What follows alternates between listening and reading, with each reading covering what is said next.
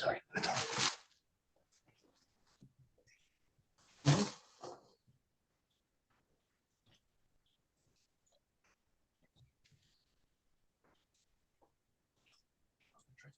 It's in yesterday. Okay, I wasn't sure if they got approved. Or it was like 7 o'clock. It was in.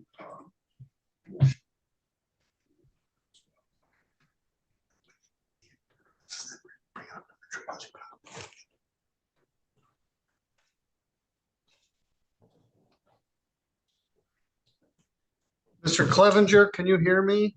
Yes, sir. Can you hear me? Yes, I can. I can't see you. I'm going to call this case and we'll address it. And then I'm going to put you in the waiting room Okay. to be available when we need you, if we do. Okay. The title of this case is Carol Glant versus Cody Lester. It is a small claims matter. The file number is 231730 SC. It's claimed for $680 plus costs. The parties are here. When we scheduled this matter on a Friday afternoon, I didn't realize it'd be a terrible weather day. But even if they closed the court, I was going to stay here so we could do this virtually, but the parties are here. Carol Glant is present and Cody Lester is present. And Tanner Clevenger may be a witness for the plaintiff. So while we're here, will everyone please raise your right hand? You all swear or affirm any testimony you're about to give here will be true to the best of your knowledge and belief. Yes, sir. Yes, All right, let me tell you a couple of things. I'm Judge Middleton. I get my name on there because this is the courtroom I serve in. This is a small claims matter. It's a separate division of the 3B District Court. It's less formal than regular court. We don't strictly follow the rules of evidence or procedure like we do in a general civil case. I'll allow some hearsay. I'll allow documents in with a lot of foundational obligation. Neither side is allowed to have an attorney. There's no formal record being made of the proceeding, and there's no appeal from small claims. Any decision made here is final. Either party could remove the matter from the small claims division to the general division of the court, where you could sue for up to $25,000. But once we begin here, any decision is final and the case will be concluded.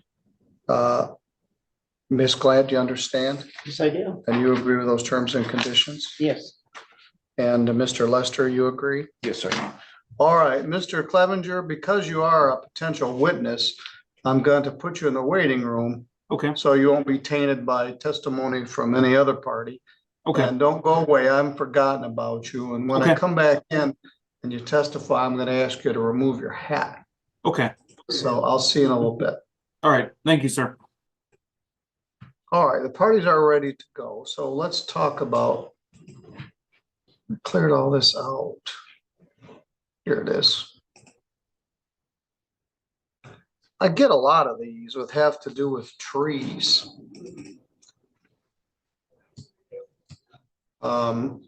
Probably once a month.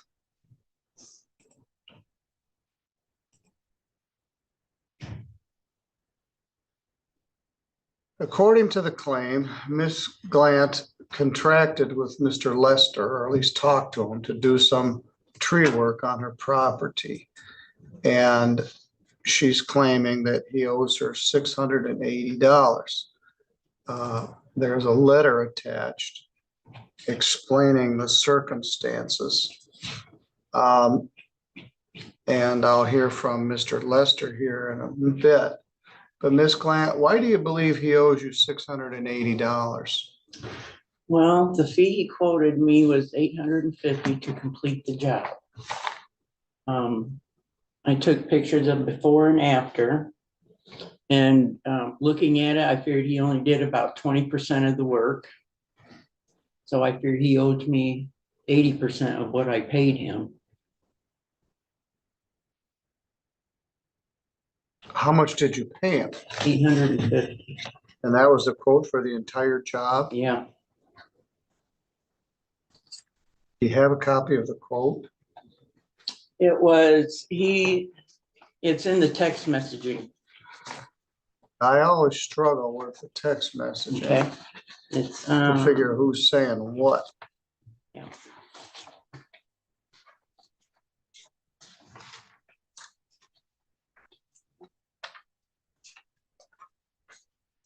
All right, I have, each one of these are numbered, and it's, on number 6, right at the top there, it shows the quote. All right, let me find it. And I'm doing this electronically. I don't have a physical file, so Oh, I have to scroll through it to find what I'm Okay. looking for.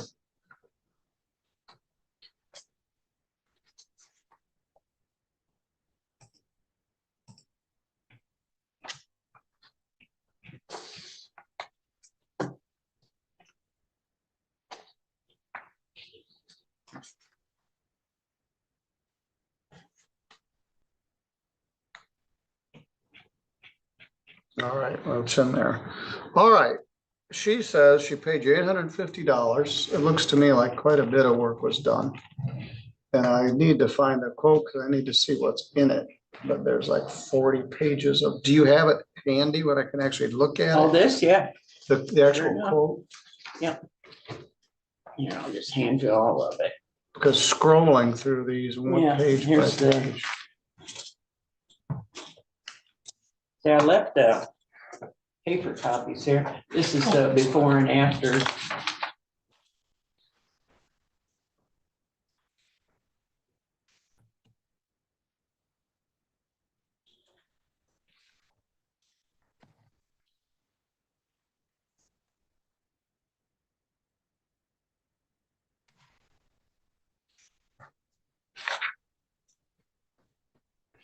I can't tell. Anyway, all right, she says that you quoted $850 for the job. Is that correct, Mr. Lester? That is correct, sir. All right, tell me what happened next. I'm not sure if you got the email. I tried to submit the email last night with kind of I did not. Uh, Now, the small claims clerk is on vacation, so do you have what you I do, submitted? sir, yes. I also have one for Carol if she'd like one as well. Yes. Basically, I went and quoted the job for $850. It was the first tree job I've quoted. Tanner and I had actually did some work on a tree at his property. And he's the one that decided that it'd be a good idea that we kind of go into business and do this for some extra cash. Ultimately, he's the one that tagged me in a Facebook post, and Carol needed a tree done, so she contacted me. When I started the tree, I realized that I had underquoted the tree severely. Being a first tree, there was no written contract. At that time, I wasn't even licensed or insured to do trees. Me and Tanner were trying to do work for some extra cash, and trees were a pretty good way to do that. So once we got into it, took us 2 days total for the work that has been done to that tree. And I'm not sure how to judge how much was taken off of the tree versus how much is still there. But I'm pretty confident there was more than 20% of that tree done. Well, I see a bunch of tree laying on the ground. Is this just one tree? This is just one tree, yes, sir. Well, it looked like less more than 20% of that. Now, you had to rent a lift. How much was that? It was roughly 500 and some change for the weekend. Tanner is the one that rented it. I want to say he had to put 200 down, and then it was another 250, 300-ish. He might know the exact numbers on that. I couldn't remember back far enough to remember what him and I talked about for that lift rental. But I do agree I should have went back to finish. But being the lift costs a lot of money. Basically everything that Carol paid to have that tree done was into equipment, fuel for the chainsaws, bar and chain oil, fuel for Tanner, as he had to rent a trailer from a friend of his. Well, so you and Tanner were supposed to split the profit on this tree? Yes, sir. Well, it wasn't much of a money-making enterprise. If you No, get sir. 500 for the lift and you split 350 for 2 days' work, Yes, sir. that's not a very profitable enterprise. No. Plus, you're not licensed to do it. No. All right, and so let's see what Mr. Clevenger has to say about this.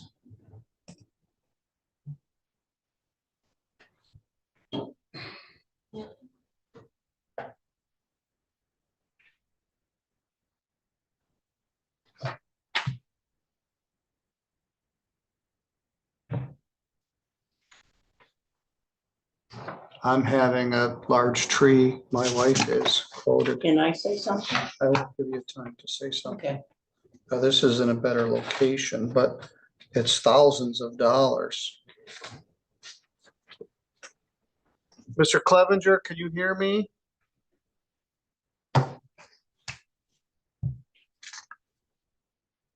You've got your mic and your camera turned off.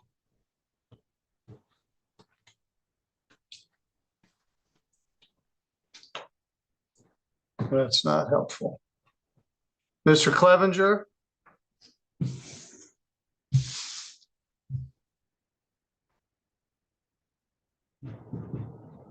There we go. Could you unmute your mic? There you go. There Very you good. go. Are you Tanner Clevenger? Yes, sir. All right, I've taken some brief testimony from Carol Glant and Cody Lester regarding this tree job that was to be done on Miss Glant's property near Baroque. Mr.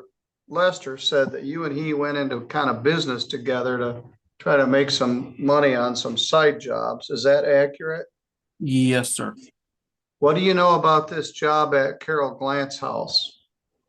So I was involved on that job. We were supposed to go back a few times, never made it back, due to scheduling and whatnot. It was underbid, but as far as, I can say, I mean, when you own a business or whenever you start something, it's not on the customer if it's underbid.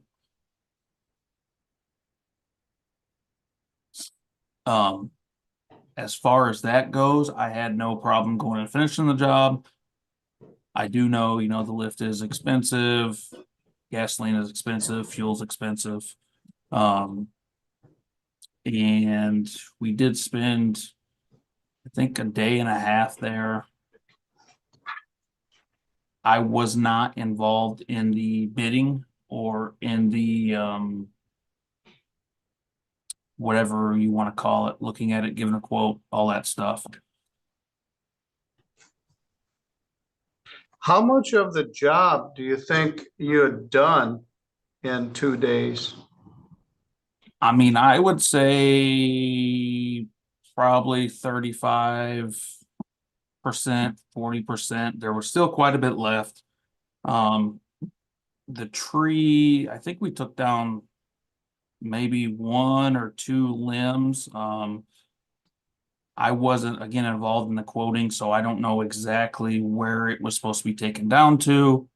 I just know, like I said, we did about, I'd say 30 to 40% of the job. Now it is, I mean, tree work is expensive, but How much did it cost to rent the lift? I want to say the rental was, so for a weekend it was $550, but we ended up taking it back a day early, so I believe it was $250 overall.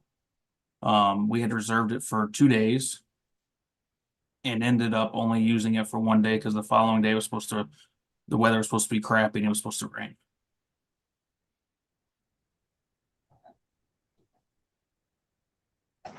Did you get any money out of this deal? So honestly, I spent most of my profit was spent on gasoline for my truck, gas for the chainsaws and to cover the lift. Well, if it was 850, you get 425 of that. The lift is 250. Yep. So there's not a lot of profit for 2 days' work. All right, is there anything else you'd like me to know about this? No, not particularly. I mean, there was, like I said, I wasn't really involved in the quoting. The job was way under quoted. I do know that Cody did ask for some extra money, and I know that it's, Carol does not have to give extra money. Again, I understand the job should have been completed 100%. But Well, that's, it's not much of a, there's no written contract where it's clear what is what. Tan and I are born both free next Saturday. We worked out the numbers for the lift. We can't get a chipper, but can haul off the limbs. We're thinking 850 to drop everything you want for that tree. Let me know if that works for you. Okay, that sounds good. Do you want to be paid with personal check or cash? I prefer cash, but a check will do. All right. Did you guys haul off the limbs? yes, I did. So you didn't finish everything, but did you leave a property in a mess? I did not. As far as it goes, I hauled off the limbs to a friend's house. There was not really a mess there left over. Everything was cleaned up.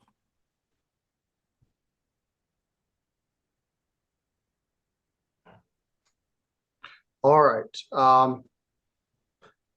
Thank you. Do either of you have any questions for Mr. Clevenger? No, sir. Ms. Glant, you want to ask him anything?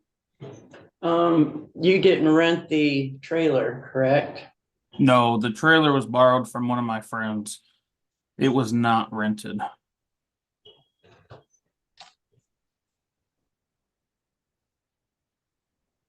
All right, thank you. You're welcome to stay. I'm going to mute your mic, Okay. but you're welcome to stay and watch the rest of the proceedings. All right, Ms. Glant, you wanted to say something further? Yeah. They were only there one day. It was the one day they had the lift. And the pictures that you were looking at, the ones of my tree, there was nothing on the ground. It shows pictures. There's 2 pictures. I got numbers pointing at branches. Yes. Okay, and then the after pictures where the branches are gone. That's my tree. And that just shows how much was taken off from the tree and how much is left. Okay. And it was supposed to be taken down to where the 2 big branches be off.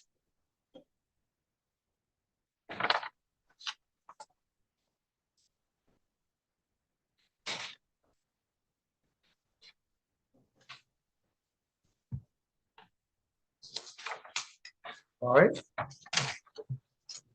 Mr. Lester, anything you want to say?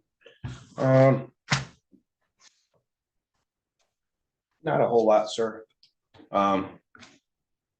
It's easy to judge how much you think has been taken off of a tree when you're not the one cutting it. Like Tanner had said, trees cost a lot of work, cost a lot of money. There's a lot of work, physical. There's a lot of behind the scenes stuff as well. The only thing I have to say is a quote unquote business owner, since I'm not licensed or insured. The tree should have been completed, but like Tanner had said, fuel, lift rentals, that sort of thing is expensive. And it is very hard to work for free in today's economy. Well, it's even worse than that, because you're gonna owe her some money.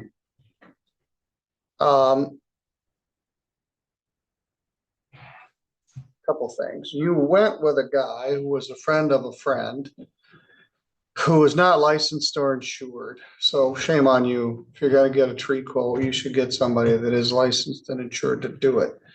I don't believe you're required to have a license to to cut down somebody's tree.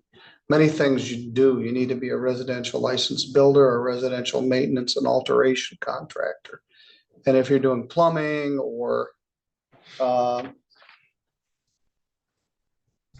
electrical or that sort of thing, you need a license to do it. So you hired a guy who didn't know what he was doing, and the lift was gonna be a large part of his profit. And they sure didn't make any money on this job. And you are out there holding yourself out as a tree guy without knowing how to make a bid, knowing how expensive things were, not having any insurance and not having a license. And, but as your partner said, just because you underquoted it, the person that got the bid shouldn't eat it. So if you'd hired another tree company, they would have quoted you a lot more than $850. 2 days of a lift is $550. So their profit minus gas, oil, and repair on the saws would come out of $300. So that would be $75 a day for 2 days' work. They did clean everything up, so that is a bonus. So if you were to get another quote, you won't be able to get a quote to what you want finished for $850. So both of you made some foolish decisions. You probably got $850 worth of work. He says that his labor cost is $62.50 an hour. Well, he certainly didn't make that. He says he worked 2 days. You said they worked one. 62.50 times 2 guys times 16 hours is $1,000. But what I'm going to do with this, so this is even worse, Mr. Lester. She asked for 680. I'm going to split this in half. The job was 850, and I'm going to order 425 in damages.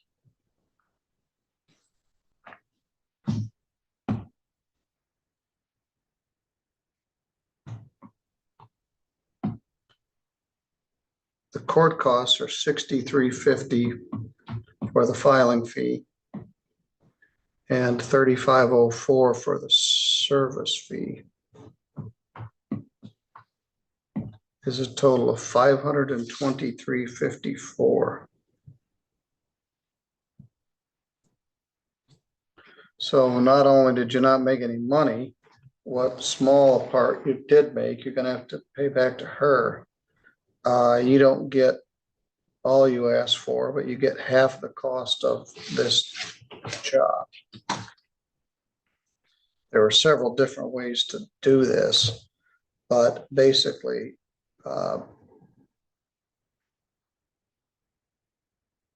I treated it as though he did half of the job. All right, if you both go out to the counter, the clerk will give you a copy of this order.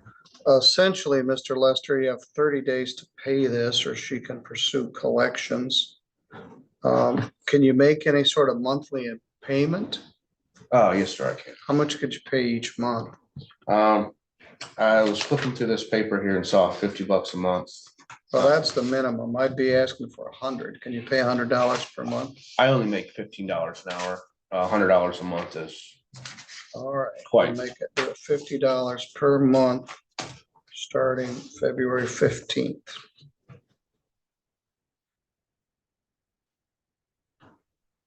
I will give you all your papers back. I've got them scanned in copies, including this. All right, if you go out to the counter, the clerk will give you each a copy of that order. You owe $50 per month starting February 15th. Nothing prohibits you from paying it sooner. You want to just get it over with, you get a tax refund or something. If he doesn't pay it, Ms. Clant, you can contact the court. All right, we'll be in